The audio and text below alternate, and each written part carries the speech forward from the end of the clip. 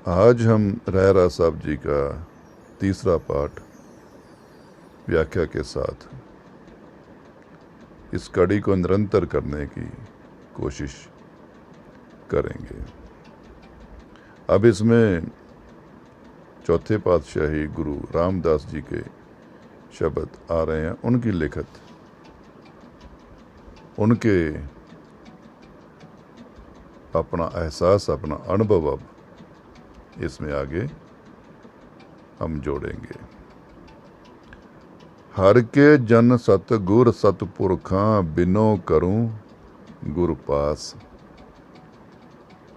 वो कहते हैं, ए हरि के जन, सच्चे सतगुरु, सच्चे पुरख,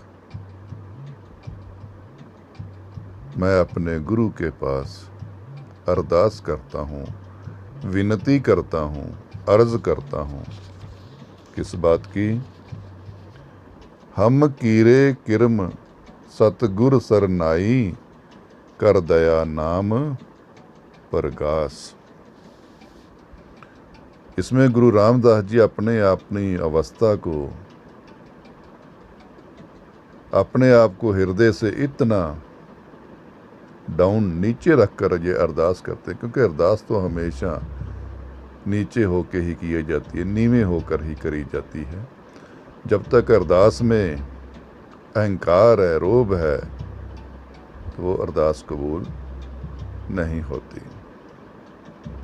कहते हम कीरे किरम सतगुर सरनाई, मैं कीड़ा हूं, कीड़े से भी कीड़ा हूं। मैं कीड़ा नहीं, मैं कीड़े से भी कीड़ा हूं, पर मैं अपने सतगुरु की शरण में आया हूं।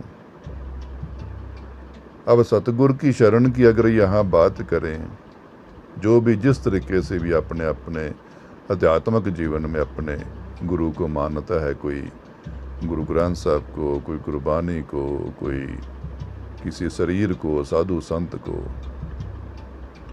और गुरु की शरण, हम यहाँ गुरु की शरण की बात करेंगे। भी गुरु की शरण क्या है? क्या शरीर को ले जाना, वहाँ 2 घंटे 3 घंटे बैठे रहना गुरु की शरण है ये? क्या सिर को झुका देना गुरु के सामने जाकर, क्या ये नमस्कार है, सत श्री अकाल है, ये प्रणाम है? क्या गुरु की शरण में जाना किसने है? और गुरु की जरूरत किसको है? शरीर को जरूरत नहीं गुरु की। शरीर तो अपने कर्मों के हिसाब से जीवन मृत्यु लिखवा कर आया, इसने भोग कर मिट्टी हो जाना है। इसके अंदर जो जीव है, जिसकी हम निरंतर बात कर रहे हैं, ज्योत की, इसके अंदर जो जीव है, आत्मा, उसको जरूरत है गुरु की। और शरण में किसको लाना है? उसको। पर वो अभी हमारे हाथ में नहीं है, काबू में नहीं है, वो हमें अभी दिखती नहीं है। तो शरीर से उस ज्योत तक जाने का रास्ता कौन है? पहले मस्तिष्क, अपना मन। उस मन से, तहे दिल से नीवा होकर, कीड़े से कीड़ा बोला उन्होंने, हम कीरे किरम सतगुर सरनाई, मैं वहां से आ गया हूं। मैं अपने अंतर मन से अपनी ज्योत की पुकार लेकर, कोई संसारिक पुकार नहीं लेकर, मैं अपनी ज्योत की पुकार लेकर मैं अपने गुरु की शरण में आ गया हूं। तो क्या अरदास करते हैं महाराज जी? कर दया नाम प्रकाश। क्या चीज मांगते अपने सतगुरु से, अपने गुरु से? कहते हैं, मेरे सतगुरु, मेरे ऊपर रहम करो, दया करो, तरस करो। किस चीज की? नाम का प्रकाश दो। अब ये दुआ, ये अरदास कौन कर सकता? ये शरीर तो कर ही नहीं सकता, क्योंकि शरीर को जरूरत ही नहीं है नाम की, ना उसके प्रकाश की। ये भूख किस में है? ये ज्योत में है। इतनी बड़ी अपने गुरु के सामने जाके विनती करना किस बात की? नाम के प्रकाश की। ये कोई छोटी मोटी भूख नहीं है, जहाँ छोटी मोटी अवस्था नहीं है। बहुत दुनिया अपने गुरुओं के पास जाती है, तीर्थों में जाती है, पर वो नाम के प्रकाश की बात नहीं करते। वो संसारी प्रकाश की जरूर अवश्य बात करेंगे, मुझे धन मिले, धन का प्रकाश हो, औलाद का प्रकाश हो, संसार में मेरे मान यश औहदे का प्रकाश। इसका मतलब क्या है? मेरी अभी वो अवस्था नहीं बनी कि मैं गुरु के पास जाकर सच मांग सकूं। मैं अपने सतगुरु के पास जाकर वो नाम का प्रकाश मांग सकूं। वो कहते हैं, हम कीरे किरम सतगुर सरनाई, कर दया नाम प्रकाश। ऐ मेरे सतगुरु, मुझे नाम का प्रकाश दे, मुझे अपनी ज्योत का प्रकाश दे, अपनी रहमत की प्रकाश दे, अपनी बख्शिश का प्रकाश दे, ताकि मैं अपनी ज्योत के प्रकाश को देख सकूं। मेरे मीत गुरुदेव, मीत मतलब मित्र। सतगुरु की बात मैं पहले भी काफ़ी बार कह चुका हूं कि सतगुरु जिस भी रूप में है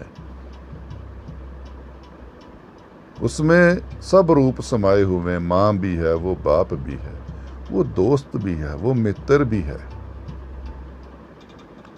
सिर्फ दो रिश्ते ना कभी भी गुरु में खोजो, औरत अपने गुरु में पति ना खोजे, शरीरक पति, और बंदा गुरु में पत्नी नहीं खोज सकता। चाहे औलाद बना लो गुरु को, छोटा सा बच्चा बना लो, निर्मल बना लो। इसलिए यहाँ मित्र की बात करते हैं, अपने गुरु को मित्र की तरह संबोधन करते हैं। गुरु रामदास जी कह रहे हैं, मेरे मीत मेरे मित्र गुरुदेव, हे मेरे गुरुदेव, मोको राम नाम प्रकाश। यहाँ राम की अगर बात करें तो गुरबानी में एक बात मैं इसके आपके सामने रखता हूँ कि ये प्रेम की भाषा क्या है। अब इसमें राम की बात करें, इसमें उस राम की नाम की बात नहीं करी जाती जो अयोध्यावासी थे, जो दशरथ पुत्र थे। इसमें राम उस ईश्वर को संबोधन किया गया है, उस मालिक को जो निराकार है। उसके अनेकों नाम हैं। अब इसी में एक मैं छोटी सी उदाहरण दूंगा कि ये कैसे मुमकिन है, और इसमें आपको नाम का भी पता लगेगा कि नाम का मतलब क्या। जो कहते हैं हमने नाम लिया हुआ है, सिमरन लिया हुआ, जहाँ कोई कहता है मैं साधना करता हूँ। हम अपनी बेटी का चाहे अपने पुत्र का कहीं रिश्ता जोड़ते हैं,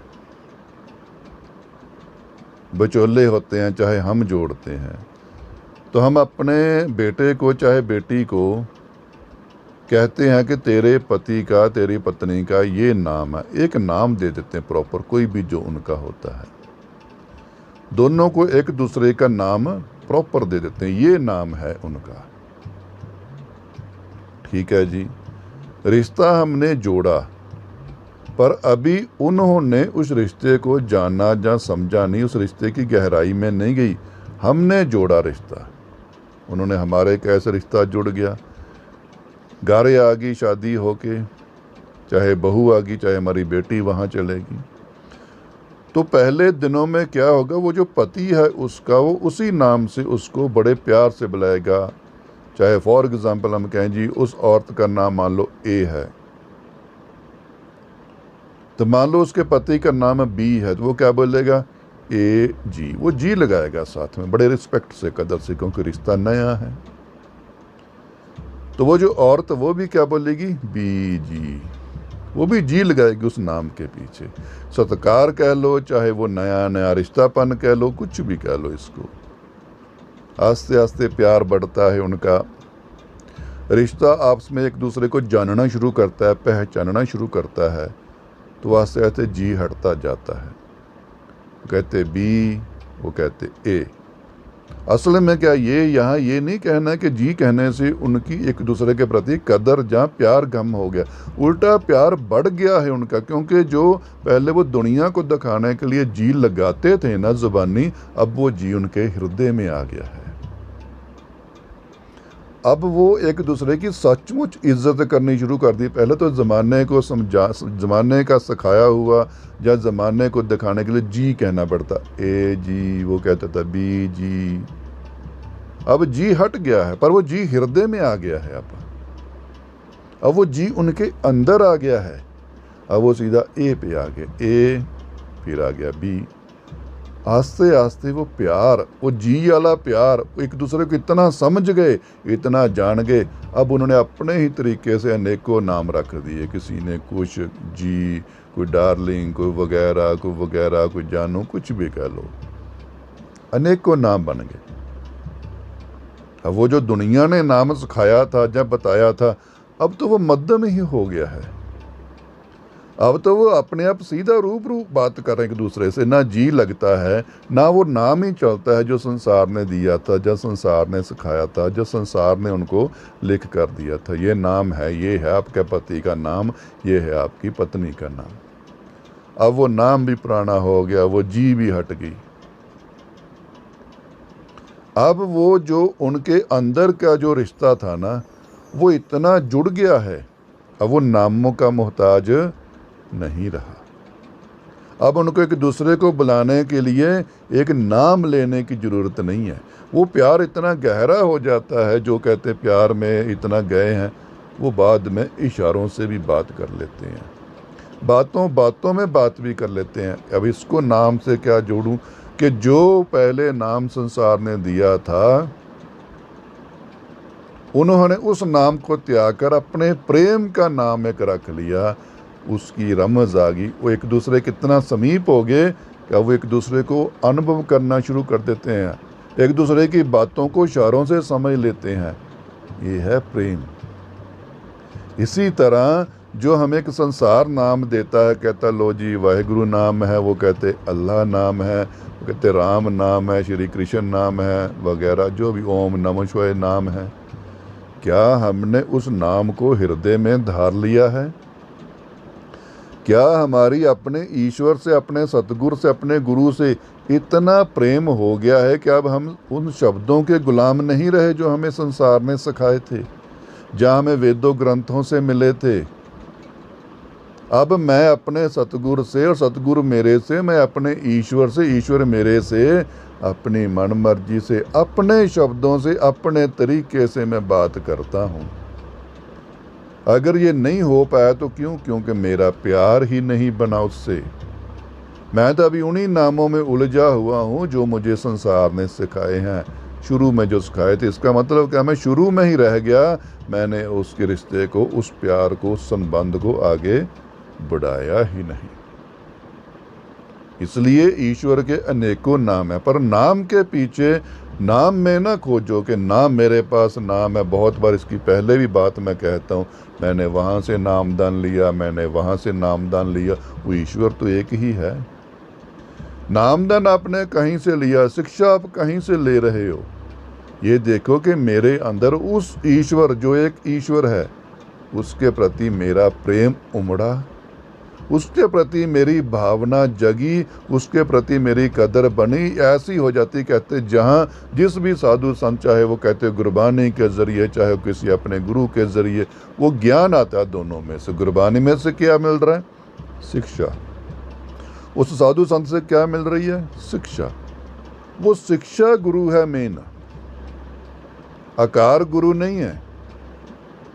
इस तरह ये लिखित गुरु नहीं है। गुरु वो जो बीच की बात है, जो संदेश है, जो हमें करने को कहा जा रहा है, वो गुरु बनेगा हमारा। वो इस तरह कैसे हमारे अंदर प्यार में गहराई करेगा कि फिर वो ज्ञान हमें ईश्वर तक लेकर जाएगा। वहाँ देखें क्या मेरे प्रेम में, उस नामों में तो अनेकता आ गई, पर मेरी भावना अब एक हो गई है, मेरी आस्था अब एक हो गई है, अनेक नहीं रही।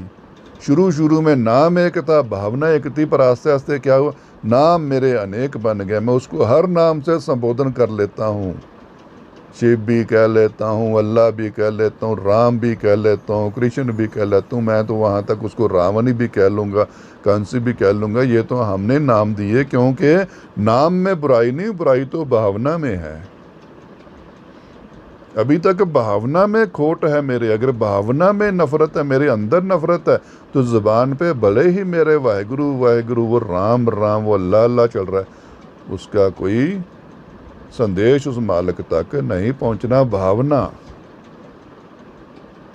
भावना अंदर से निर्मल हो गई है। भावना अंदर से सच हो गई है और भावना अंदर से एक हो गई है। ऐसी अवस्था बन गई है कि अब गुरु, ईश्वर और मैं तीनों रूप एक ही लगते हैं। ऐसी भावना की गहराई आती है इबादत में। इनको कोई 3 गुण कह देता है, कोई 3 देवते कह देता है, तीनों को एक करना है। सतगुरु का जो ज्ञान शब्द है, अपने अनुभव का शब्द, एहसास का शब्द, और उस निराकार की कहते ज्योत एक होगी। जब मेरी भावना एक होगी, अब तो मैं जिस मर्जी नाम से उसको पुकारता हूँ, क्योंकि वहाँ तो भावना पहुँचनी है, वहाँ तो मेरी ज्योत पहुँचनी है। तो उसके सन्मुख ऐसे उसे कहते हैं मोको राम नाम प्रकाश। अगर यहाँ ऐसा भी कह दे मोको अल्लाह नाम प्रकाश, मोको वाहिगुरु नाम प्रकाश, मोको ईश्वर नाम प्रकाश, मुझे तो उस मालक के नाम का, मालक के प्रेम का, मालक की सच्चाई का प्रकाश मेरे सतगुरु मुझे दान दक्षिणा में दो। गुरमत नाम मेरा प्राण सखाई। फिर आगे वही बात है कि गुरमत नाम क्या आ गया, गुरुमत, गुरु की शिक्षा। संसार में 2 तरह के शिष्य होते हैं। शिष्य से पहले शिष्य की बात ही करूं। एक होते हैं मन मत के, एक होते हैं गुरु मत के। गुरु मत का शिष्य बनना बहुत ही मुश्किल है।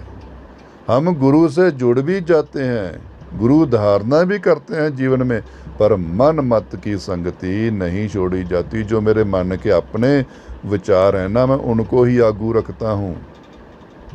जो मेरा मन मुझे विचारें देता है, मैं उनको ही अपने आगे रखता हूँ। जो मेरे मन के विचारों के फुरने आते हैं, स्वप्न आते हैं, मैं उनको ही सत्या मानकर सिमरन भक्ति दान पुण्य समझता रहता हूँ। पर नहीं कहते गुरुमत। जिसको तूने अपने जीवन का, आध्यात्मिक जीवन का आगू चुना है ना, उसकी मत, उसकी शिक्षा, उसका संदेश मालक का कहते गुरुमत नाम मेरा प्राण सखाई। मेरे गुरु की मत, मेरे गुरु की शिक्षा, मेरे गुरु का संदेश, मेरे गुरु का नाम जो है ना, वो मेरे प्राणों का सहायक है। प्राण कौन से? मेरी ज्योत। शरीर का मरना मृत्यु नहीं है। मेरे ज्योत का सहायक कौन है? जिसने मेरी ज्योत तक मुझे लेना और उस ज्योत को उस ईश्वर तक ले जाना, वो कहना है गुरु की मत, गुरु का नाम। गुरुमत नाम मेरा प्राण सखाई, हर कीरत हमारी रहरास। रहरस रजा, रहरस प्रार्थना, रहरस अरदास। कहते फिर क्या कहते हैं? हरि की कीरत करनी, कीरत कीरत प्रशंसा, उसका जश। फिर मैं वही पहले बात कह चुका हूँ, उसका जश वो नहीं कि लो जी हमने ढोलकियाँ शाने रखे हुए और सारा दिन बस उसका यश गाते रहते, पर कर्मों में हमारे आज तक नीचता है।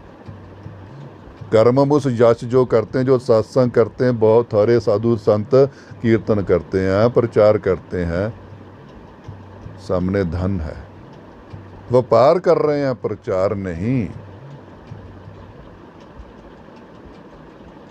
कहाँ सत्य है ही नहीं, यश है ही नहीं। कहाँ ईश्वर का यश देखे तो ईश्वर का यश तो जब तक निर्मलता नहीं आई मन में, उस माया को, अभी तो हम यश को ही धंधा करके बैठ गए हैं। इसका मतलब अंदर यश आया ही नहीं। यश तब है जब वो मालिक खुद दे, जिसकी पिछले दूसरे एपिसोड में हमने बात करी। यश क्या है? जब मालिक खुद करवाए।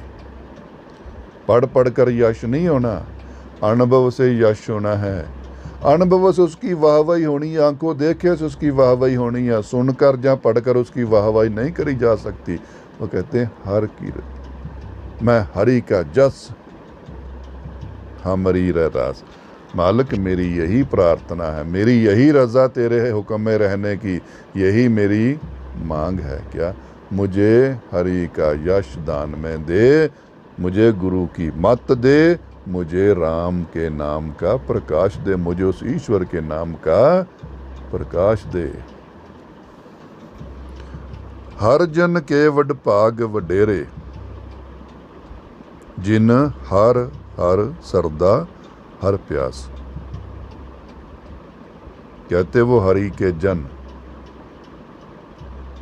वो शिष्य, वो महान आत्माएं, वो इंसानी सोच व अध्यात्म की खोज कहते महान है। उनकी किस्मत बहुत बड़ी है, बहुत अच्छे भाग हैं उनके। हर जन के वड भाग वडेरे, हरि के जन के बहुत बड़े भाग हैं। क्यों बड़े भाग हैं? जिन हर हर सरदा हर प्यास, जिनको एक ईश्वर के प्रति श्रद्धा आ गई है, जिनको एक ईश्वर की समझ आ गई है, जिनको एक ईश्वर की मत आ गई है, गुरु की मत आ गई है, और ईश्वर की श्रद्धा की प्यास बढ़ रही है। ईश्वर का मार्ग एक ऐसा मार्ग है बच्चों, बहुत बार ज्ञानी कहते हैं हमें पता है, मुझे अपने बोलों पर मान है। बहुत सारे साधु संत कहते हैं हाँ हमें पता है, हमने जान लिया है। नहीं, यही मूर्खता है। ईश्वर की राह ऐसी है, जितना चलोगे लगेगा अभी तो बहुत दूर है सफ़र, जिसकी हम शायद दूसरे या पहले में बात करी थी अध्याय में, कि समुंदर का अंत जानना नामुमकिन है। ये प्यास ऐसी है, ये बुझनी नहीं, पर ये भी ध्यान रखो, ये प्यास ऐसी है जो तंग नहीं करती। संसारिक भूख प्यास तंग कर सकती है, ईश्वर की भूख प्यास का अंत भी नहीं होना, इसने शांत भी नहीं होना, और इसने आपको दुखी भी नहीं करना। ये तो जितनी खाओगे शांति आएगी, तृष्णा मिटेगी, पर ये उतना ही आनंद में लेती जाएगी, और आनंद का अंत कभी भी नहीं होता। इसलिए कहते उन जनों के, उस हरि के जन के मुकद्दर किस्मत भाग बहुत बड़े हैं, जिनके मन में, जिनके अंतर मन में हरि की श्रद्धा, हरि की प्यास उमड़ पड़ी है, लग गई है। हर हर नाम मिले तृप्ता से। ये प्यास कैसे बुझेगी? जब मुझे उस मालिक का नाम मिलेगा। अब यही एक गुरु मत, पहले गुरु से नाम लिया, मत ली, शिक्षा ली, दीक्षा ली, तो ये चलते चलते मार्ग क्या बनता है? हर हर नाम। जब मैं उस मालिक के रूबरू हो जाता हूं, फिर मुझे उसकी शिक्षा मिलती है। वहां जाके मुमकिन है कि ये प्यास बुझ जाए। तब तक अगर वेद पढ़ के, ग्रंथ पढ़ के, सुनकर अगर वे प्यास बुझनी होती, तो सारी दुनिया अब तक प्यास बुझा चुकी होती। प्यास अपने अनुभव से, अभ्यास से, अपने अंदर की सच्चाई से पैदा होनी है, और ईश्वर के दर्श से, ईश्वर के प्रेम से, ईश्वर के नाम से ही खत्म होनी है। अभी तो हम गुरु की शिक्षा पर हैं, फिर अभ्यास की शिक्षा पर जाना है, फिर अनुभव की शिक्षा पर जाना है, और फिर मालिक की शिक्षा, जब सन्मुख सामने बैठकर मालिक मुझे शिक्षित करेगा। मिल संगत गुण प्रकाश। कहते मिल संगत, संगत की बात कहते हैं, जैसी संगत वैसी रंगत। हमेशा सत्य की संगत चुनो, जिनके अंदर एक ईश्वर की ज्योत है, जिनके अंदर भटकना नहीं है, या दरों की, या स्थानों की, या मजहब की ईर्ष्या नहीं है,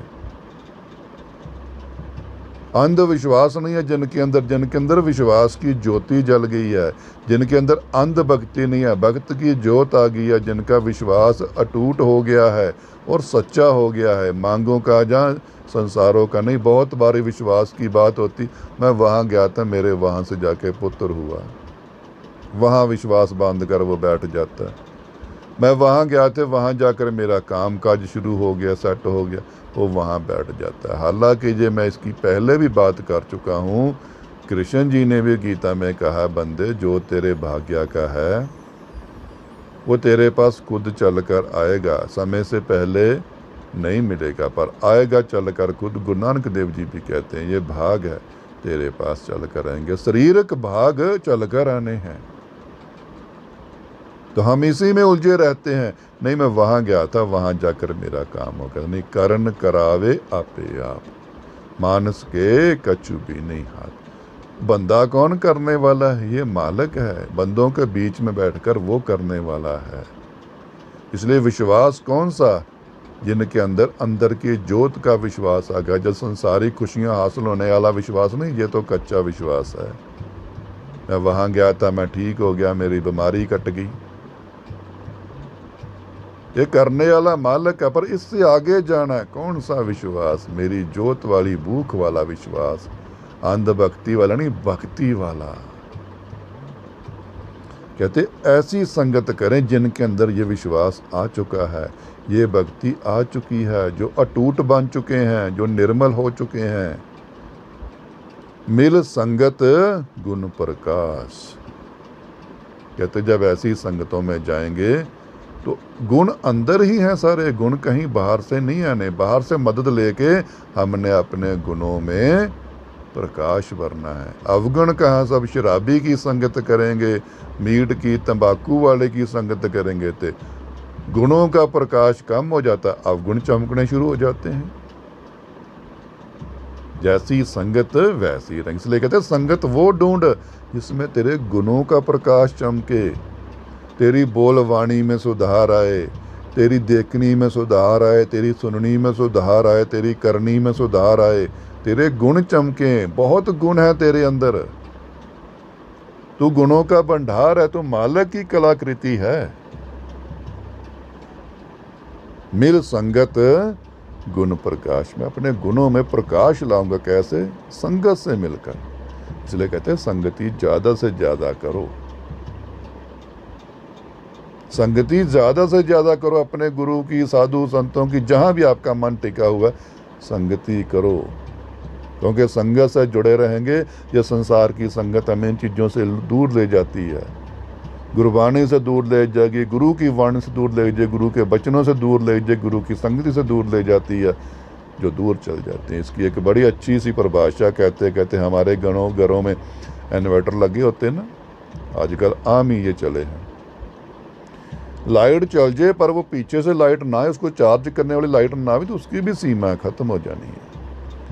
इसलिए जब हम संगति से जुड़ते हैं तो बड़ा अच्छा माहौल बनता है हमारे अंदर का, शांति सी, सुख सा, खुशी सी महसूस होती है। पर जैसे संसार में जाते हैं फिर इसको चार्ज करना भूल जाते हैं और वो बैटरी टूट जाती है और कनेक्शन टूट जाता है। इसलिए संगति जरूरी है। मिल संगत गुण प्रकाश। मैंने अपने गुणों का प्रकाश करना है। अच्छी संगति में, वो प्रकाश वाली संगति में बैठूंगा तो मेरे गुणों का प्रकाश होगा। जिन हर हर हर रस नाम ना पाया। अब इसी में बहुत गहरा रस। रस किसको कहते हैं? स्वाद को। जिस तरह हम कहते हैं घरों में खाना बन रहा होता है ना, उसकी खुशबू आ जाती है पर उसका रस नहीं अभी आया। क्यों नहीं आया? क्योंकि मैंने तो चखा ही नहीं। खुशबू आ गई है भले, चाहे मैं बाजार से कोई अच्छी सी मिठाई खरीद के लेकर आया, अच्छे हलवाई से, कुछ भी मैंने अपनी पसंद की चीज़ खरीदी, उसकी खुशबू आ गई, जहाँ फीलिंग आ गई होगी, जहाँ मैंने कल्पना बना ली होगी, वो चीज़ मेरे पास आ गई, पर मुझे रस नहीं आया क्योंकि मैंने उसको चखा नहीं है। मैंने अभी तक उसको खाया नहीं है, क्योंकि खाए के बाद ही पता लगेगा इसका रस कैसा है। यही कहते हैं सिमरन तो लिया है, सब जप रहे हैं, माला पकड़ी हुई है, सुबह शाम पाठ भी कर रहे हैं, नमाज भी कर रहे हैं, क्या रस टपका अंदर से? उस रस की बूंदें अंदर हृदय में जुबान पर नहीं आनी, ये ज्योत पर गिरनी है। वो शुद्ध घी वाली जिसके कारण ज्योत जलनी है। कहते हैं जिन हर हर हर रस नाम ना पाया।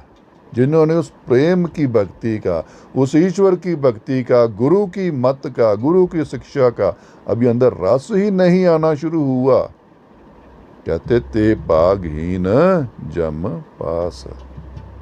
कहते वह गुरु के पास आके भी भागहीन रह गए, बदकिस्मत हो गए, क्योंकि जिनको अभी तक भक्ति का रस नहीं आया, स्वाद नहीं चखा, उसका सच नहीं जाना, उसका सुख नहीं माना, उसकी रोशनी को देखा नहीं, कहते तब तक तू जमों के पास जाएगा, तेरा हिसाब अवश्य हो गया, क्योंकि उस रस ने तेरा सारा हिसाब खत्म करना है, उस रोशनी ने तेरे गुनाहों को खत्म करना है। ये जम कोई भी तुझे फिर छू भी नहीं सकेगा जब तक तेरे अंदर रस आ गया, तो नाम की रोशनी आ गई, तो ईश्वर का दर्श हो गया, तो नहीं तो ते भागहीन जम पास। वो भागहीन है, माड़ी किस्मत वाले हैं, वो जमों के पास जाएंगे, उनका हिसाब भी होगा।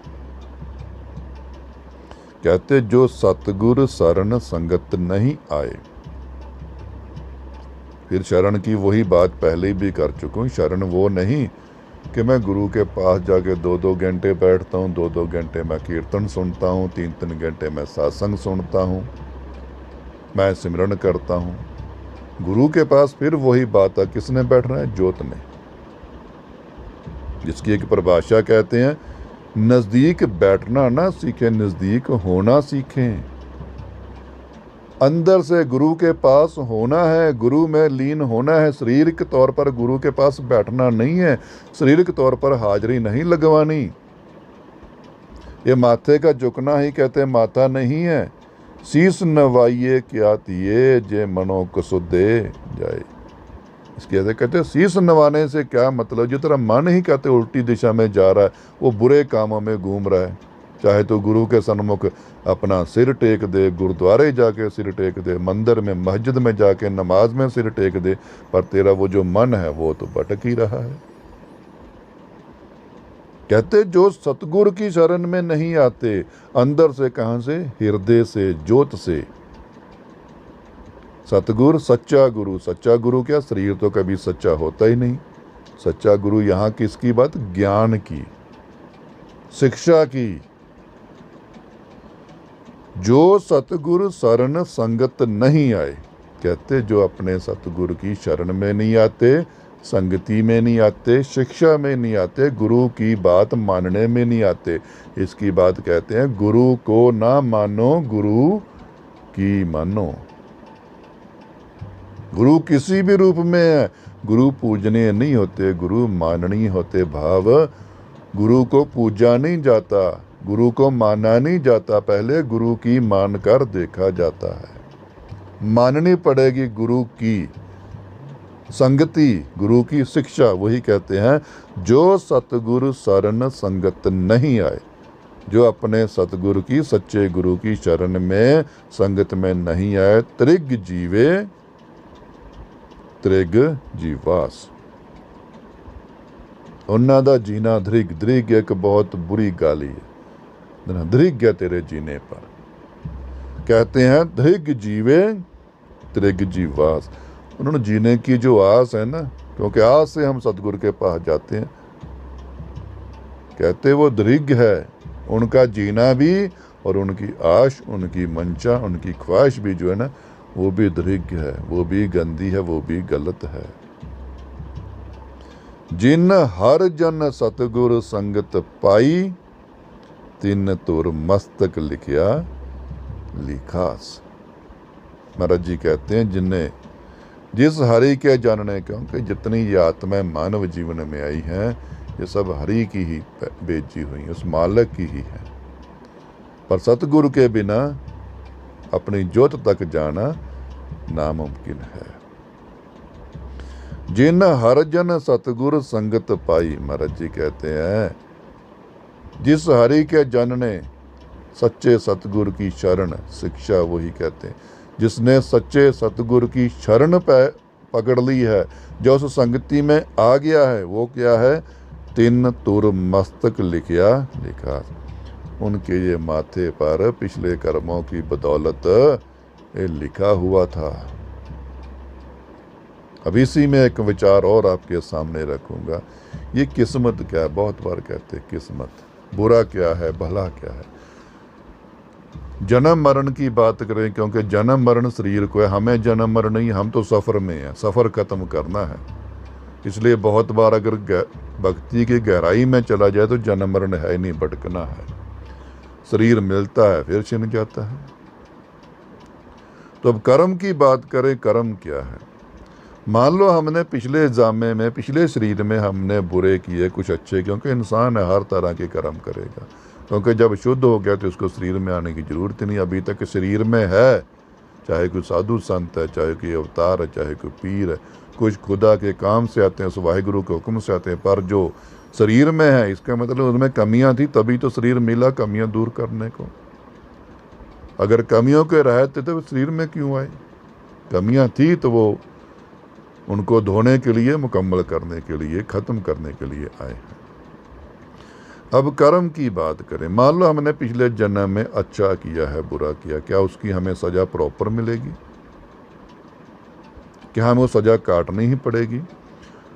सज़ा तो जो अलग शारीरिक तौर पर मिलेगी, पर उसके साथ ईश्वर ने हमें एक बुद्धि, संगति, शिक्षा दी हुई। किस बात की? मान लो पिछले जन्म में हमने कुछ बुरा किया है, इस जन्म में सज़ा नहीं, पहले वो विचार बनकर आपके अंदर पैदा होगा, क्योंकि वो कर्म तो आपने किया था, आपकी आत्मा के अंदर है वो। इस जन्म में आकर वो विचार बनेगा पहले बुरा करने का। पर अगर उस विचार के पैदा होने से पहले आपके पास गुरु मत का हथियार है, शिक्षा है, ज्ञान है, तो आप उस विचार को विचार में ही दफन कर दोगे, विचार में ही उसकी हत्या कर दोगे, बुरे विचारों की। फिर आप उस कर्म को फिजिकली, शारीरिक तौर पर करोगे नहीं। इस तरह से उस कर्म से हम आज़ाद हो जाते हैं, छूट जाते हैं। इसी तरह बुरे विचार जितने भी बहुत आएंगे, क्योंकि जैसे जैसे हमने कर्म किए हुए हैं वो बुरे विचार जन्म लेते रहेंगे। शराब पीने का विचार पैदा होता है, सीधा पकड़ के पीने नहीं शुरू कर देते। कोई भी चोरी है, कोई भी करना, बुरा काम करना, विचार बनता है पहले। उस विचार का कत्ल करना सीखो, उस विचार को पढ़ना सीखें। इसके उलट सच्ची, अगर ये झूठ की विचार, अच्छी विचार भी पैदा होती है जीवन में। जरूरत नहीं बुरी विचार ही पैदा होती, अच्छी विचार भी पैदा होती है। वो भी आपको कहती है विचार ही पैदा हुई, पर वहाँ भी अगर गुरु की मत है तो हम उस अच्छी विचार को पढ़कर, समझ कर कि नहीं ये विचार अच्छी है, ये मेरे काम के, तो हम उस कर्म को कर दें। ये ना हो कि वो भी विचारों में छोड़ दिया है, अच्छी विचार आई वो भी छोड़ दिया, कोई नहीं, कर लेंगे। जब तक कर्म किया ही नहीं फल नहीं मिलना। विचारें आएंगी, बुरी भी आएंगी, अच्छाई भी आएंगी, भली भी आएंगी, सिमरन की भी आएंगी, चोरी की भी आएंगी, सब तरह की विचारें आएंगी। पर उस विचार को मौके पर पढ़ना, उसको परखना, उसकी परख करना कि ये विचार कर्म करने के लायक है, इसको मैं आगे निरंतर करूं या इसका विचारों में इसका वध कर दूं। तो फिर वही कहते हैं भागते उसके मन के अंदर ये विचार आई कि मुझे सतगुरु की ज़रूरत है, मुझे गुरसिख बनना है, मैंने गुरु शिष्या बनना है, एक सच्चा शिष्या बनना है, मैंने उस ईश्वर को पाना है। ये विचार आई और उसने विचार को पकड़ लिया। बहुत टाल देते हैं, कोई नहीं कर लेंगे, नहीं, विचार को पकड़ लिया। कहते हैं जिन हर जन सतगुर संगत पाई, जिन्होंने सच्चे सतगुर की संगत पाई है, तिन तुर मस्तक लिखया लिखास, उनके भाग्य में वो लिखा हुआ था। अब इस रिश्ते को निरंतर कैसे करना है, ये अब कर्म शुरू हो गया। गुरु की संगति तो भाग्य ने दे दी, गुरु के पास जाने का मौका तो भाग्य ने दे दिया, पर अब इस कर्म को, गुरु के साथ दोस्ती को, गुरु की मत को कहाँ तक चलाना है, ये अब कर्म बन गया। अब वो देखो कि कर्म इंसान कहाँ तक करता है।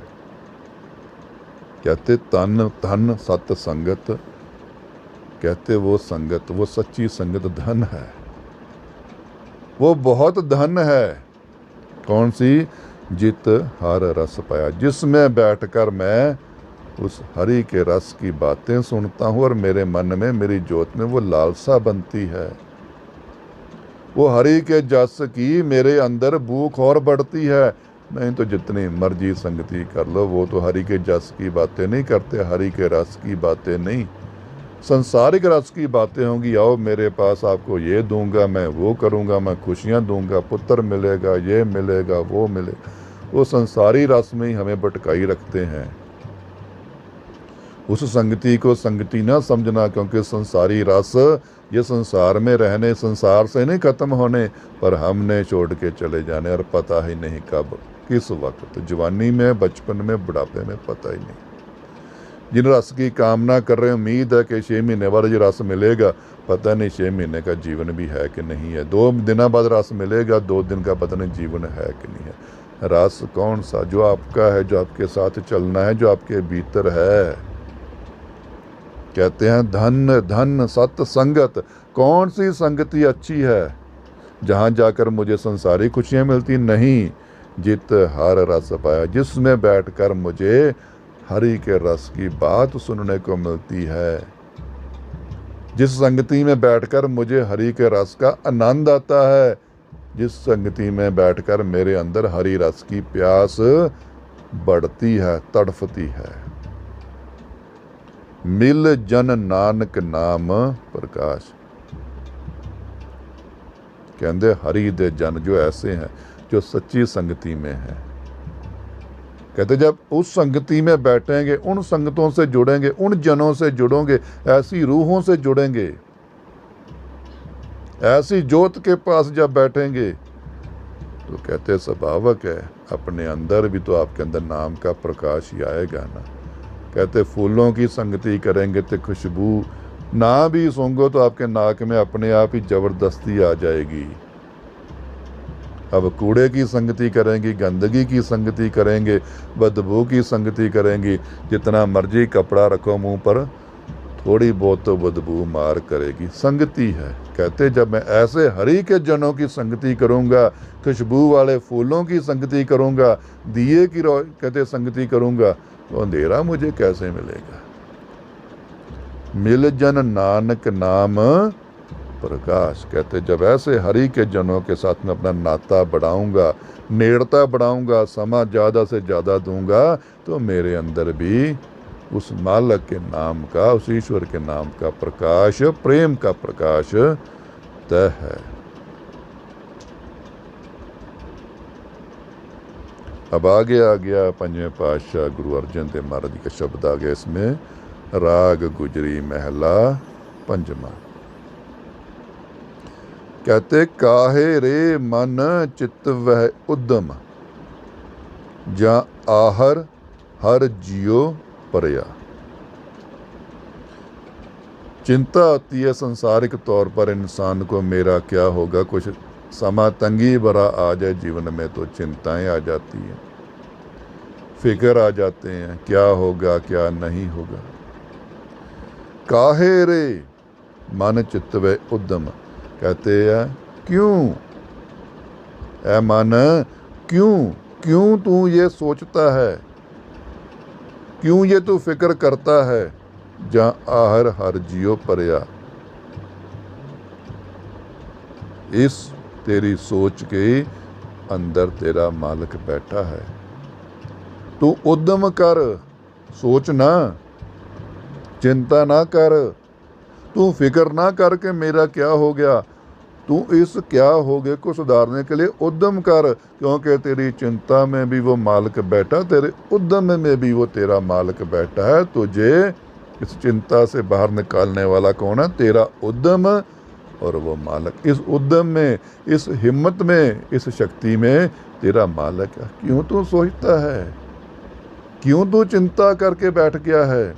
कहते सैल पत्थर में है जंत उपाय, ताका रिजक आगे कर तरया।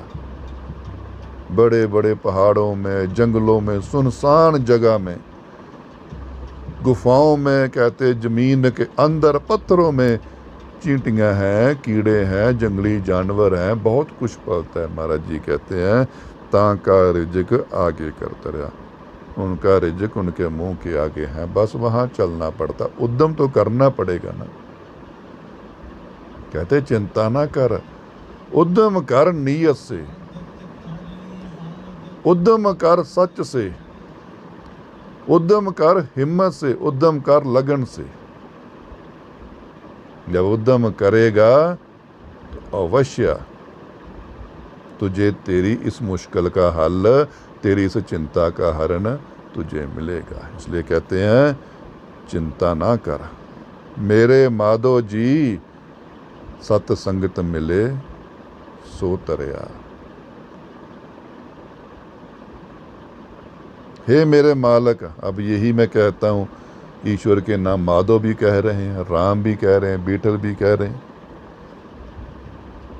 हरि भी कह रहे हैं उसको, अनेकों नामों से, क्योंकि प्रेम में नाम ही नाम है। भावना एक होगी, नाम यहाँ आप कह रहे हैं मेरे माधव जी, मेरे मालक, मेरे साहब, मेरे सतगुरु, सत्संगत मिले सो तरया। जो सच्ची संगत से मिलाप करता है, सत्य से मिलाप करता है, कहते वो इस जहान से कूच कर जाता है। चिंता छोड़, तू फिक्र ना कर, तू आगे की सोच, तू तर जाएगा। कहते हैं सत्संगत मिले सो तरया। जिसने सच्ची संगत का आसरा लिया है, जिसने सच्ची संगत का साथ किया है, जिसने अपने अंदर हृदय में सच को बसा लिया है, उसको कौन रोकेगा तरने से? वो तरया। गुर प्रसाद परम पद पाया। अब ये पद क्या है? अवस्थाएं हैं, 4 अवस्थाएं हैं इंसान की,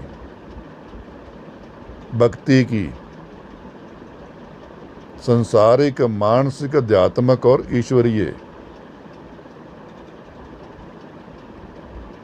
इसमें पद की अवस्थाएं अलग अलग हैं, भक्ति की अवस्थाएं भी बहुत गहरी हैं। फिर इसमें किसी दिन फिर गहरी में बात करूं, पद अवस्थाएं, जिसमें गुरबानी में आता है सो जन चौथे पद में सो जन गत पाए। चौथा पद, वहां गति की अवस्था है। कहते गुर प्रसाद परम, ये भी एक पद है, परम पवित्र, जिसको क्या कहते हैं? परम आत्मा, परम कर्म, परम पद। जब पवित्रता वाली अवस्था पाड़ी, तेरा हृदय पहले ज्योत का काबिल हो गया, ज्योत जली, अंदर सच आया, कोई नफरत नहीं, कोई क्रोध नहीं। हर बार कहता हूं, जब तेरे अंदर की अवस्था ने पवित्रता पाड़ी, गुरु प्रसाद, गुरु की बख्शिश से, गुरु की शिक्षा से, गुरु की संगति से, गुरु की मत से परम पद पाया। मैंने पवित्रता वाली अवस्था अपाली है, जिसमें अपवित्रता कोई नाम ही नहीं। पवित्र, कोई माया नहीं, कोई धन नहीं, कोई संपत्ति नहीं, कोई अहंकार नहीं, कोई मैं नहीं, कोई क्रोध नहीं, कोई ईर्ष्या नहीं, कोई रोब नहीं, कोई रुतबा नहीं। परम पद पाया, सूखे काष्ठ हरिया। कहते सूखी हुई लकड़ी भी, क्योंकि जब मैं गुरु से नहीं मिला था, मेरा हृदय सूखा था, बेरुखा था, बेरसा था। मुझे आत्मा का कोई पता ही नहीं था, मुझे ईश्वर के रस का कोई पता ही नहीं था, मुझे सत्य का कोई ज्ञान ही नहीं था। अगर मैं गुरुओं, साधु, संतों के पास भी गया, उन्होंने भी मुझे हरा नहीं किया। मैं अंदर से फिर सूखे का सूखा ही रह गया। शारीरिक तौर पर मुझे बहकाते रहे। नहीं, जब मुझे सच्ची संगति मिली, सच्चे गुरु की कहते शरण मिली, मुझे सच्ची ज्योत का ज्ञान हुआ, मुझे परम पद, पवित्र पद मिला, पवित्र अवस्था मिली अपने अंदर से खोजने से। तो फिर क्या हुआ? मैं जो जन्मों जन्मों से भटक रहा था ना, सूखापन लेके अपने अंदर, उसमें हरियाली आनी शुरू हो गई, उसमें बूटे आने शुरू हो गए, सब्र के, संतोष के, सहायता के, पवित्रता के, परम के, सच के। सूखे काष्ठ हरिया। सूखी लकड़ थी मैं, सूखी हुई लकड़ी थी, जिसमें उम्मीद ही नहीं थी कि हरी हो जाएगी। वो भी मैं अब हरी होनी शुरू हो गई। जनन पिता लोक सुत बनता। माँ प्यो, संसार, पुत्र स्त्री, औलाद जिसको कह लो, माँ प्यो माता पिता, लोक मतलब ये संसार, पुत्र मतलब औलाद, स्त्री मतलब तीवी। जनन पिता लोक सुत बनता, कोई ना किसकी तरया।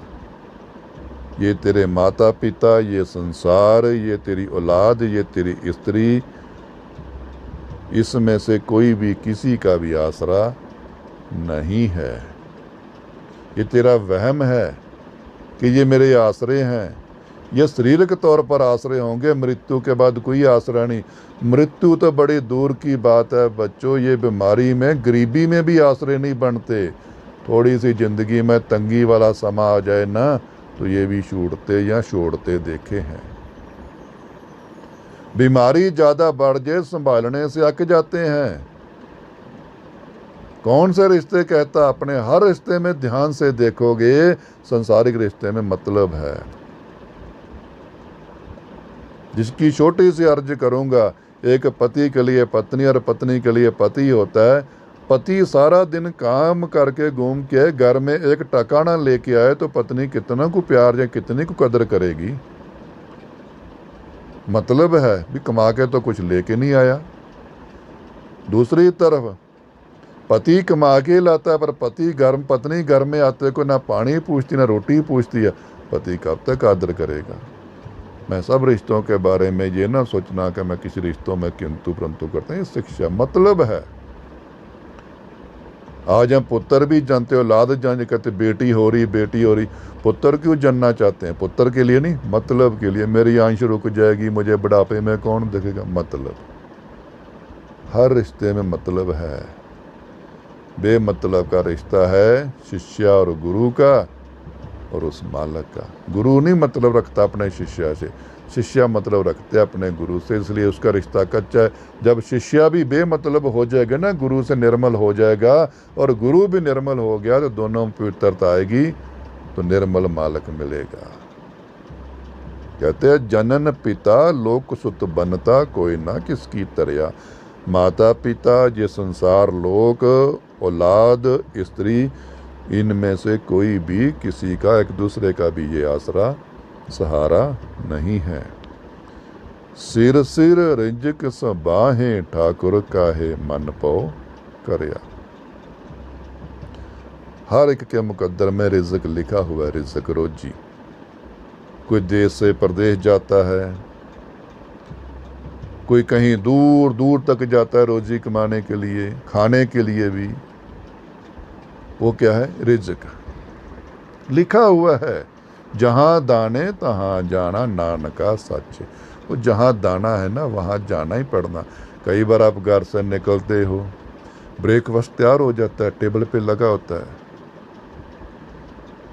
आपके पास वो 10 मिनट भी नहीं है खाने को, जल्दी से बस तैयार होते हो, ब्रेकफास्ट लगा हुआ, नाश्ता लगा हुआ मेज पर छोड़ देते हो, फिर कहीं जाकर रास्ते में ढाबे से खाना खाते हो। क्यों? और रिज़्क़ वहाँ लिखा हुआ था, लिखा हुआ है। कमाने कहाँ जाना है, खाने कहाँ जाना है, जीवन कहाँ होना है, मृत्यु कहाँ होनी है, ये लिखित है। ये लेके जाएगा समा, इसकी ना चिंता करो। इसमें ना जाओ पंडितों मौलवियों के पास, लो जी मेरा समा बदल दो। समय ने नहीं बदलना, इसने अपने बहाव में ले जाना है। कहते सिर सिर रिजक संभाहे, ठाकुर काहे मन पो करया। ऐ मूर्ख इंसान, क्यों डरता है तू? तेरा रिजक लिखा हुआ है, कम है ज्यादा है वो अलग बात, लिखा हुआ है। इसलिए इसको शुक्र करके मान, रो ना। रोने से ये नहीं धुलना, समय नहीं बदलना रोने से, हिम्मत से बदलना, उद्यम से बदलना है। इसलिए तेरा रिज्क तेरे भाग्य में लिखा हुआ है, चिंता ना कर, उद्यम रख बस अपने जीवन में, उद्यम को कभी भी त्यागना। उड़ उड़ आवे सह कोसा, तिस पाशे बचरे चरया। कूंजा एक जानवर होता है, कूंज, उसकी जो एक बात बताई गई है, कहते हैं कि वो जब बहुत दूर का सफ़र करके पानी के किनारे आती है तो वहाँ अंडे देकर चले जाती हैं और चले जाती वहाँ, कहते हो अपने ध्यान से, कहते हो पीछे बच्चे अपने आप अंडे से निकलते हैं, फिर वो अपने आप अपने जीवन का पालन करते हैं। तो वो क्या अपने माँ बाप के ऊपर निर्भर थे? इसकी उदाहरण बहुत बार कही थी। आजकल तो टीवी चैनल इतने आ गए हैं कि आपको नॉलेज बहुत मिलती है। कछुए देखो, कछुए समुंदर के बाहर आते हैं, खड्डे खोदते हैं रेता में, वहाँ अंडे दे जाते हैं, ऊपर से फिर मिट्टी डाल जाते हैं और खुद समुंदर में चले जाते हैं। वो अंडे निकलते हैं, फिर उसमें से बच्चे निकलते हैं और खुद समुंदर फिर खोज लेते हैं। इंसान को ही डर है, भय रहत हो। कहते उड़े उड़ आवे 100 कोसा, वो पता नहीं कितने 100 कोसों से, किलोमीटरों से, पता नहीं कितने दूरों से उड़ उड़ कर चले जाते हैं, उड़ कर आते हैं। जिस पाशे बचरे शरिया, जो पीछे बच्चे छड़ कर गए थे, छोड़ कर चले गए थे। तिन कौन कलावे, कौन चगावे, मन में सिमरन करया। कहते उनको कौन खिला रहा है? अब उनको कौन पिला रहा है? मन में सिमरन करया, उनके अंदर ईश्वर के प्रति भावना होती है। इसको एक छोटी सी उदाहरण, चलो ये तो बहुत गहराई वाली है, अपने जीवन में झांक कर देख लो। एक औरत को बच्चा होता है, वो जन्म देने के बाद औरत मर जाती, चाहे माँ भी मर गई, बाप भी मर गई, बच्चा किसी न किसी तरह अनाथ आश्रम में, गरीबी में पल जाता है, पलेगा भी।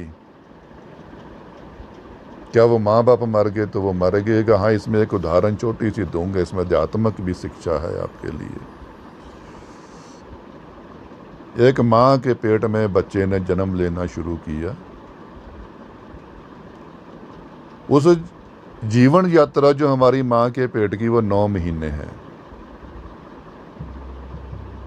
अगर उस माँ को 8 महीने में या 7 महीने में कुछ हो जाता है, बेटा जो बच्चा औलाद अभी पेट के अंदर, ये माँ मर जाती है, तो उस बच्चे का जन्म नामुमकिन है, क्योंकि अभी वो निर्भर था, वो पेट के ऊपर निर्भर था, माँ के ऊपर निर्भर था। उसके बाद वो बच्चे ने जन्म ले लिया, जन्म देते ही चाहे माँ मर गई, अब वो बच्चा पल जाए, क्योंकि निर्भरता जो थी ना, जरूरत वाली, पैदा होने वाली जो निर्भरता थी, वो ख़त्म होगी। अब उसका किस्मत मुकद्दर चलेगी, वो अनाथ आश्रम पले, क्या पता उसको कोई अमीर बंदा अडॉप्ट कर ले। इसी को अध्यात्मक में जाकर देखना। ये शरीर क्या है? ये माँ की एक कोख है।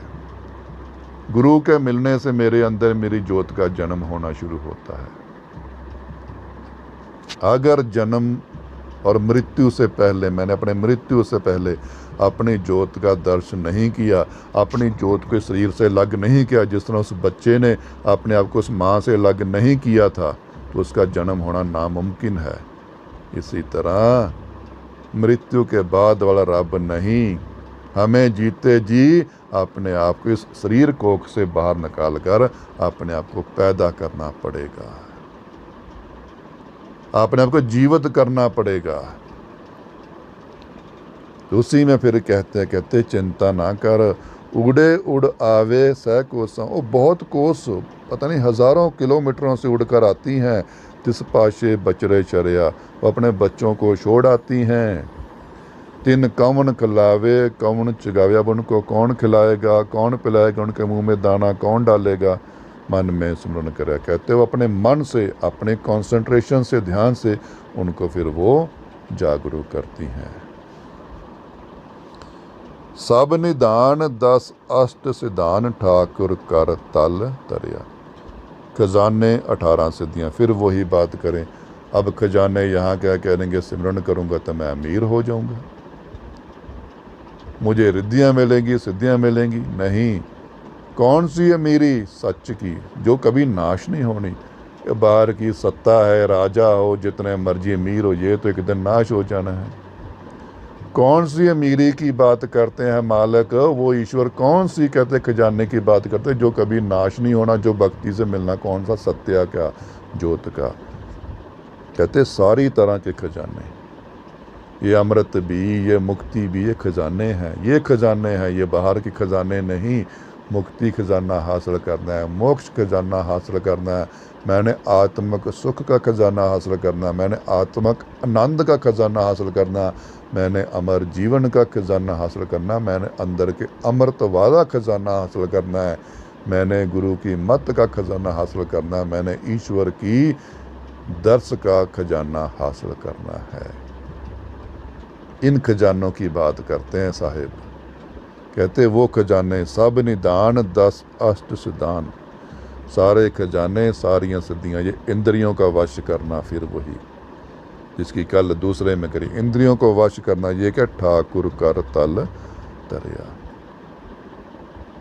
मालिक ने अपने हाथ में रखा हुआ है, कहीं बाहर से नहीं मिलनी ये चीज़ें, तो उन्हें अपनी इंद्रियों को वश करना है, वो मालिक की मर्जी, मालिक की सिफत कर, मालिक से मांग ये चीज़ें, उद्यम कर, चिंता ना कर। जिस तरह वो कह रहे हैं, ये पंछियों को कह रहे हैं कि वो भी दाना खिलाते, चिंता ना कर पर उद्यम रख, चिंता रहित होकर भक्ति कर, चिंता रहित होकर सिमरन कर, चिंता रहित होकर गुरबानी पढ़, चिंता रहित होकर अपना जो इबादत कर्म कर, पर उद्यम तेरा सच्चा हो। ईश्वर की लालसा लगा एक की, फिर क्या कहते हैं, ठाकुर कर तल तरया, वो मालिक के हाथ में है, कब तेरे हाथ में वो दे दे, उसकी खुशी है, उस मालिक की रज़ा है, वो सब तेरा ये सदियाँ भी खजाने उसके हाथ में है, तो उधर की तरफ अपना कदम तो बढ़ा। जन नानक बल बल सद बल जाइए, तेरा अंत ना पारा वरया, अपनी अवस्था को कहते हैं, जब उसके मालिक के समीप जाते कहते हैं जन नानक बल बल सद बल जाइए, एक बार नहीं, हजारों बार नहीं, लाखों बार मैं बल जाता हूँ, तेरे बलहारे जाता हूँ, तेरे वारे जाता हूँ, तेरी कौन सी मैं करम पे बारे जाऊँ, तो इतनी हर तेरी सिफत कौन से मारे पे करूँ, तेरे पास खजाने हैं, रहमतें हैं, बख्शिशें हैं, प्रेम है, रस है, अमृत है, आनंद है, तेरे पास इतने खजाने हैं, तेरे पास इतनी खुशियां हैं, मैं हजारों करोड़ों लाखों बार भी मैं बलहारे जाऊं तो भी मैं पूरी नहीं कर सकता।